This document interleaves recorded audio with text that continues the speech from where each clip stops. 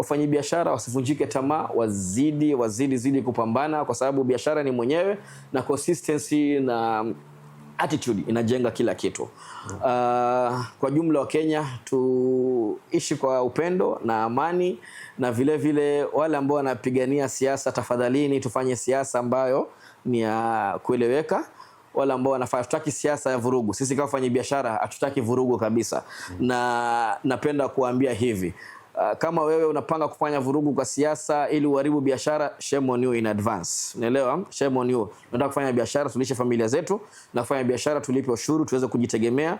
Tunataka kufanya biashara ili tuweze kukuajiri wewe, tuweze kukupatia mshahara kupitia ushuru ambao tunafanya. Kwa hivyo kama unataka kiti, fanya kampeni zako bila vurugu, fanya kampeni zako bila kuchochea watu. Tunataka kufanya kampeni zako, fanya bila tabu. Sisi tufanye biashara zetu bila tabu. Nataka tukiingia mwaka ujao tunafanya siasa yetu na kura zetu kwa amani na utulivu.